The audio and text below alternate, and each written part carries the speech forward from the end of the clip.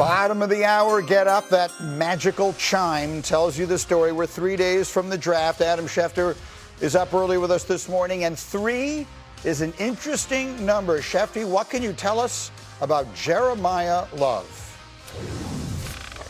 Randy, the Arizona Cardinals are going to field calls this week. There already have been exploratory conversations about the number 3 overall pick, but if they cannot find a trade partner, and if they stay at number 3, there seems to be an increasing chatter that the Cardinals could wind up taking Notre Dame running back Jeremiyah Love at number 3, which would throw off a lot of mock drafts that had Jeremiyah Love going 4, 5, 7, whatever it may be. But I can tell you that Jeremiyah Love certainly seems to be square in the conversation to go number 3 to the Arizona Cardinals, who will be taking phone calls this week about dealing out of number 3. We'll see if there's a team that's willing to come up. We'll see how far Arizona's willing to go back. We'll see if that combination comes together. But if it doesn't, you could understand why they take him. He would bring juice. He would bring sizzle. He would instantly become maybe the biggest superstar on their team for the best player in the draft. There's a lot of reasons that a lot of teams believe that Love makes a lot of sense at number 3, and we'll see whether that comes to fruition on Thursday night. I have such mixed opinion in my own head. I believe he is the best player in the draft. Again, I'm not an evaluator. I just aggregate what people say. I actually think he's the best player in the draft. But? Well, they're a bad team. And so if you're a bad team means you need a lot of things. And if you need a lot of things, I don't know that taking a running back number 3 overall. I mean, look what the Raiders took Ashton Genty last year. Yeah. He's a great player. We said a lot of the same things about him last year. He wasn't able to do anything. I know he's not as good as a prospect as Love. Here would be what I push back. I think it makes a lot of sense for the Cardinals to try to trade out of 3. But if they don't, I think there's probably 4 or 5 like true difference makers in this draft if you talk to the draft experts. Yeah. Okay, number 1, he's best player in the draft. So you get a great football player. Number 2, you're more than likely in Arizona going to be on a rookie quarterback contract in the next year or 2. And then 3, running backs are in their prime now, right when they first come into the NFL. He's not going to be in his prime 8 years from now. Right. So get the best use out of him. The best way to become from a bad team to an improving and/or good team is to get a bunch of good football players. This guy's a great football player, and so I understand the position. I've talked about it a lot this offseason. I just believe he's the best player in the draft, and if you can't find a trade partner, and if you're Arizona, get the best player in the draft. I hear you, and I agree with you on the best player in the draft. Graz is going to start looking at numbers and contracts, and he's going to say, go ahead, where would that put... He would be the 7th highest paid running back in the league. Okay, instantly. Where's he going to be 4 years from now? He would be guaranteed $52 million right away. So my point is, you're not getting any value on his rookie contract. Your best case scenario is he plays like one of the 7 best running backs in the entire league, and then you got to pay him again when he's extension eligible in 3 years. So in a salary cap league, that means you have to get value at other positions. If you draft Arvell Reese or David Bailey at number 3, he would be about the 40th highest paid edge rusher in the league. But they might not be as good of a player. I know you know this, but maybe not everybody who's watching does. The 3rd pick in the draft is going to get the same contract no matter what position he plays. Right. He's quarterback, running back, edge rusher, kicker, whatever. Like that's all slotted. So that's why when we say it doesn't make sense to take a running back that high, it matters in a salary cap league where you're trying to get value over the length of a rookie contract so you can build out your team at other positions. Now, as I hear all of that, I still say go out and get the best player in the draft. Right. But I wanted everybody to know and hear that. You got to hear both sides. You can't you got to make a stand. The show now. And now still go get the best player Travis in the draft. Etienne just signed for $50+ million, right? Not guaranteed. I mean, like Travis Etienne would be making less per year than Jeremiyah Love if Jeremiyah Love's the 3rd pick. So what you're hearing is the debate that's going on inside all of these buildings. Yes. That's exactly what they're talking about. Led the league in rushing. He would be making less per year than You've got coaches right now saying, get me the best player. And you've got aggregators of talent and general managers and people like that saying, but wait a minute, it's got to fit within this and that. And that's in a zero-sum game, which is a hard salary cap. That's the decisions that have to get made. Now, Schefter, here's where this thing gets interesting to me, because now we get into my world, which is I need to know who's going where. So let's live in a world where the quarterback goes 1 to the Raiders, the Jets take 1 of the 2 pass rushers. We have been living in a universe in which the expectation has been the Cardinals would then take whichever of the pass rushers doesn't go second. Yeah. If all of a sudden Jeremiyah Love goes off the board 3, Then we got ourselves a lot of fast. We have Tennessee at 4. We have the Giants at 5, Cleveland at 6, and Washington at 7. What does all of that mean?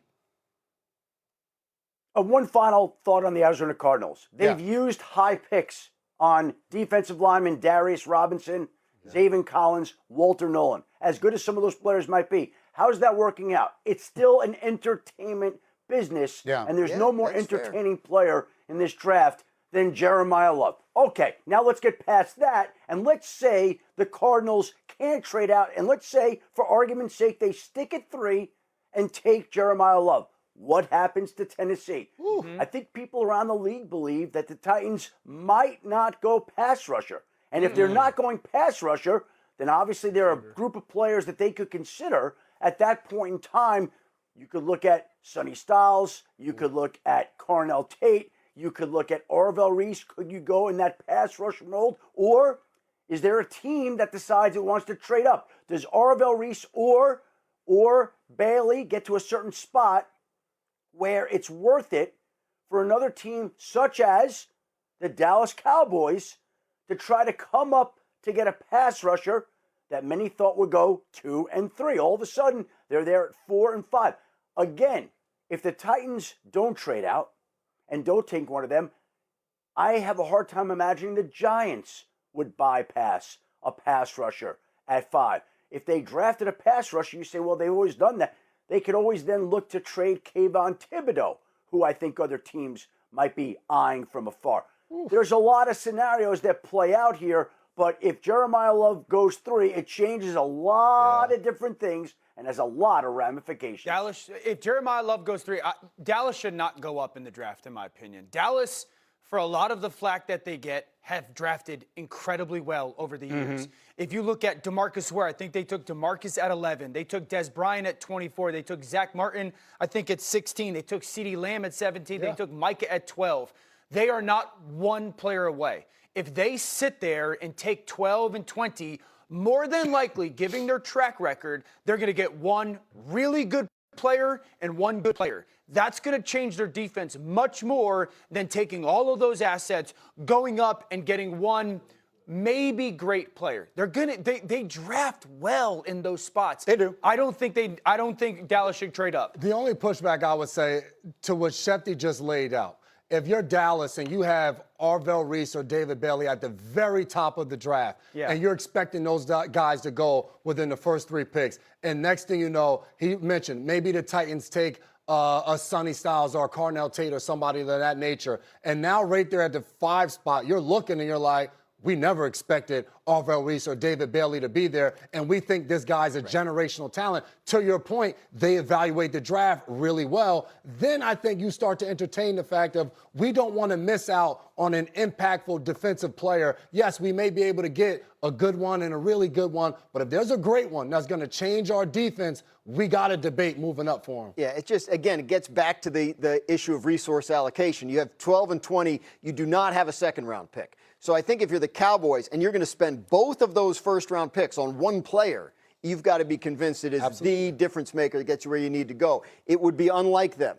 That Jerry Jones has a reputation for being sort of, reckless and aggressive. He's not. Certainly over the last 10 or so years in the draft, they've traded down more than they've traded up. Disciplined, right? Yes. So I would, if the Cowboys, I think they're going to be nimble. Like if somebody that they really like is getting close to 12 and they're worried they might not get him, I think they could make a trade up. But I know they don't want to trade both of those picks. The Mel Kiper mock last week had them getting a high second-rounder back from Cleveland and trading both those picks. It would have to be something like that. The other team that comes into play if Jeremiyah Love goes 3 is Washington, who's sitting at 7. Yeah. Because if Love goes 3, and let's say the Titans take a Carnell Tate at 4, and then the Giants take a Tyson at 5, if I'm Washington, I want a dynamic offensive playmaker with Jaden Daniels going into year 3. Yeah. I need that. And so those 3 then dynamic offensive guys, Tyson, Tate, and Love, are all gone. I think then if you're Washington, you're kind of sitting there going, missed out if they don't become a team who tries to get up. But they don't have any picks. That's the problem with Washington. They've traded most of their picks. So I think they have only 2 in the top 140. And then you got Kansas City sitting there at 9, and they're should go up too. Everybody go up. Go ahead, Schefter, get in here. Well, look, you're going to find a lot of teams in this draft. Most teams are willing to go back. The big question is who really, in the end, is willing to come up? That is the big question. How many teams out there are going to be willing to trade up? And I think a lot of them won't be willing to trade up until we see the board fall, how it will, and they can go make a move. And I think you might see the draft being manipulated and some teams coming up a few spots. I don't know how many earth-shattering moves we're going to get, like there were last year when Jacksonville traded a haul to move up to number 2 to go get Travis Hunter. 3 is the tipping point. If the Cardinals stay put and take Love, I think then we get movement. Yeah. If somebody goes up to 3, I would imagine it's for Jeremiyah Love. That's going to be like the tipping point for me. I mean, it could be for the edge rusher the Jets don't take. Yeah. I mean, that could be a guy somebody goes up for. Yeah, and it does seem to me you can always make a trade if you want to. It's just a question of what you're demanding to get in return and how you view the value on all of those things. I think these top 6, 7 picks are going to be fascinating to watch. The Chiefs. I did not mean that. The Chiefs, for me, I want the Chiefs to go up and get Tyson. I mean, I'm that much a fan of them. Again, I think Tyson's OBJ. I think he's in play at 4. I think he's in play at 5. I think he's in play at 7. I think he's in play at 8. If I were the Chiefs, I'd love him at 9. And the Chiefs have a great track record with medicine.